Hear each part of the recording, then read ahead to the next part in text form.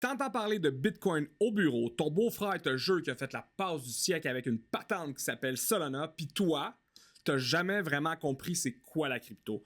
T'as l'impression que c'est de l'argent de Monopoly pour les nerds, une mode qui va passer ou pire, une grosse arnaque pyramidale. Écoute-moi bien.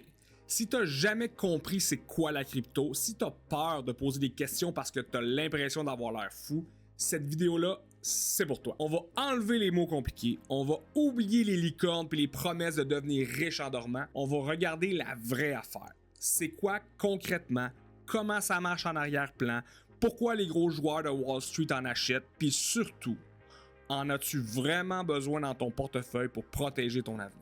La crypto-monnaie, c'est quoi exactement? À la base, c'est de l'argent numérique. Ça n'existe pas en papier. Tu peux pas la mettre dans tes poches comme un vieux 20$ froissé. Ça vit 100% sur Internet. Mais la grosse différence avec ton dollar canadien qui est dans ton compte Desjardins ou ta banque nationale, il n'y a personne qui le contrôle. Pas de Banque du Canada, pas de gouvernement qui décide d'en imprimer plus, pas de PDG en complet cravate qui peut geler ton compte parce qu'il n'aime pas ce que tu fais. C'est un réseau complètement décentralisé, c'est ouvert 24/7, 365 jours par année. Imagine un grand cahier de comptes affiché dans la vitrine d'un dépanneur du coin. Tout le monde dans le quartier peut voir qui a envoyé quoi à qui. John a envoyé 5$ à Marc, mais personne peut effacer une ligne, personne peut raturer ou tricher. Ce grand cahier-là, c'est ce qu'on appelle la blockchain. Au lieu d'être une vitrine, c'est copié sur des dizaines de milliers d'ordinateurs partout dans le monde. Ces ordinateurs-là vérifient ensemble en même temps que chaque transaction est légitime. C'est public, c'est immuable,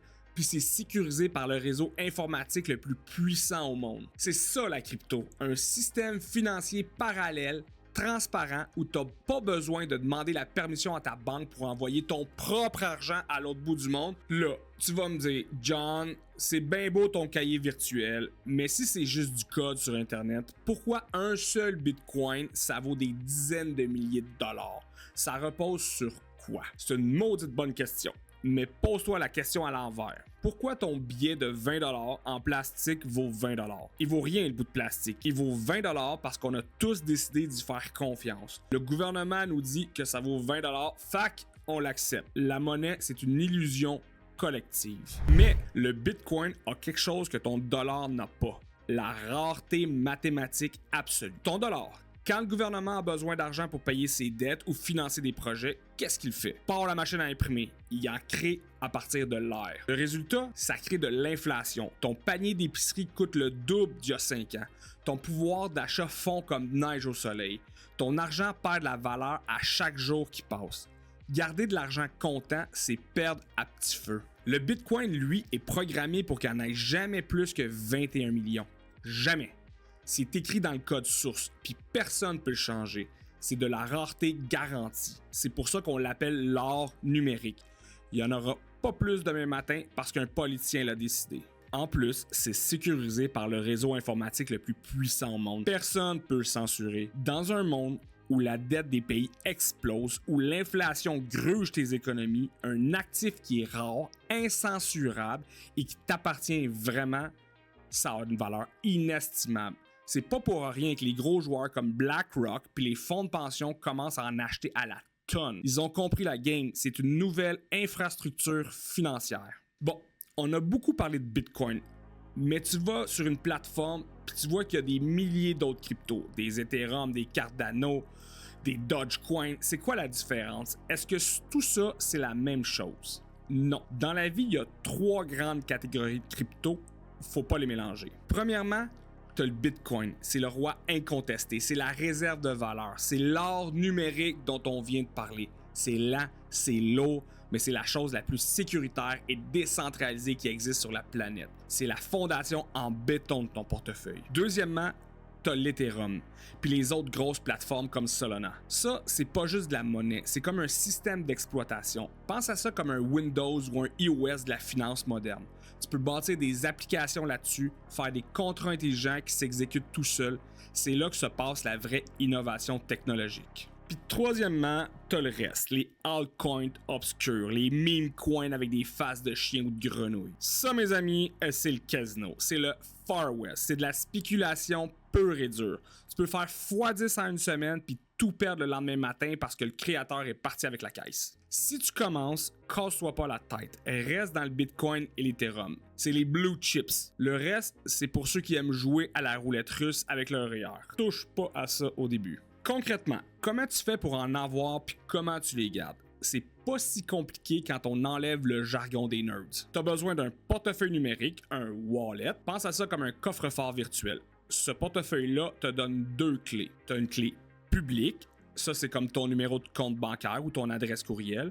Tu peux la donner à n'importe qui. Tu peux l'afficher sur un billboard sur l'autoroute. C'est juste pour que les gens puissent t'envoyer des fonds. Tu as une clé privée. Ça, c'est ton NIP. C'est ton mot de passe ultra secret. C'est une longue suite de mots. C'est ça qui te permet d'ouvrir le coffre et de dépenser ton argent. La règle d'or en crypto, écoute-moi bien, c'est la chose la plus importante de la vidéo. Si tu perds ta clé privée, tu perds ton argent. Point final. Il n'y a pas de service à la clientèle à appeler. Il n'y a pas de petit bouton « J'ai oublié mon mot de passe, envoyez-moi un courriel ». Tu es ton propre banquier. C'est le prix à payer pour avoir la liberté totale sur ton argent. Si tu le perds, c'est ta faute. Pour acheter, c'est super simple aujourd'hui. Tu peux aller sur une plateforme d'échange reconnue au Canada comme Wealthsimple ou Endax. Tu transfères des dollars canadiens avec un virement Interact, tu cliques sur acheter du Bitcoin, puis c'est réglé.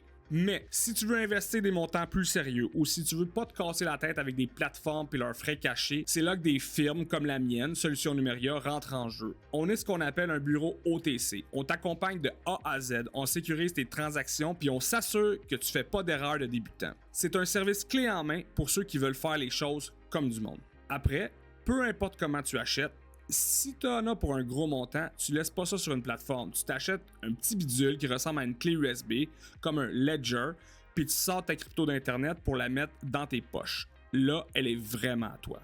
La question qui tue, celle que je me fais poser à tous les jours. John, le Bitcoin est rendu à 90 000, il est déjà tellement monté. Est-ce qu'il est trop tard pour embarquer? J'ai-tu manqué le bateau? T'as l'impression d'arriver puis que la fête est finie. Mais félicitations, t'es humain. Regarde les vraies affaires maintenant, sans les émotions. Présentement, on estime qu'environ 9% de la population mondiale a de la crypto. Sais-tu où on était à 9% d'adoption avec Internet? On était en 1998. Est-ce qu'il était trop tard pour investir dans des compagnies d'Internet en 1998? Pas en tout. On est encore au début de la courbe d'adoption de masse.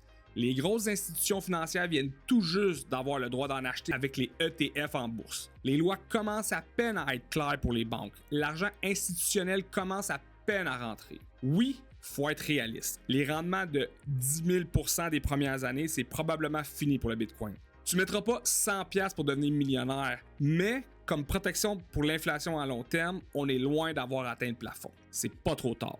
Mais il faut arrêter de penser comme un gratteux de billets de loterie puis commencer à penser comme un investisseur. Fac, tu mets combien là-dedans? Tu vends ta maison pour acheter du Bitcoin? Tu vides tes marges de crédit? Surtout pas. Fais pas ça. La règle numéro 1 en investissement, surtout dans un marché volatile comme celui de la crypto, c'est n'investis que l'argent que tu es prêt à perdre. Pose-toi la question, si ton portefeuille crypto tombe à zéro demain matin, est-ce que tu peux encore payer ton épicerie?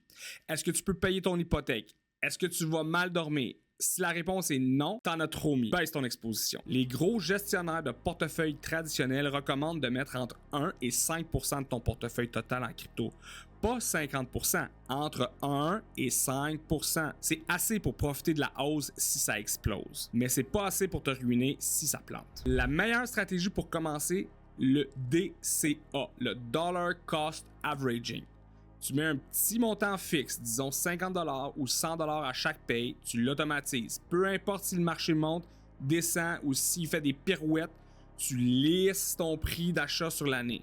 Tu dors bien la nuit, t'arrêtes d'essayer de timer le marché en regardant des graphiques à 2h du matin comme un trader de sous-sol. C'est la stratégie des gagnants à long terme. Pour résumer, la crypto, c'est pas de la magie. C'est pas une arnaque pour les naïfs. C'est une nouvelle classe d'actifs qui est là pour rester. C'est une évolution de l'argent. Tu décides si t'en veux ou pas dans ton portefeuille. C'est ta vie. C'est tes finances. Mais au moins, maintenant, tu sais de quoi tu parles quand ton beau-frère va te ramener ça au prochain souper de famille. Si t'as aimé ça, puis que tu veux continuer à parler des vraies affaires de finances puis de crypto sans bullshit, abonne-toi à la chaîne. laisse un pouce bleu. Ça aide l'algorithme à montrer ça à d'autres Québécois qui en ont besoin. Puis si tu es prêt à faire le saut et que tu veux investir des montants sérieux puis que tu veux être accompagné par des pros au lieu de gosser tout seul sur une application, contactez-nous chez Solutions Numéria. Le lien est dans la description. On va s'occuper de toi comme du monde. Dans la prochaine vidéo, on va parler d'un sujet qui fâche, les frais cachés au Canada quand tu achètes de la crypto. Je vais te montrer comment les plateformes font leur argent sur ton dos puis comment éviter de te faire plumer. Sur ce, bonne journée!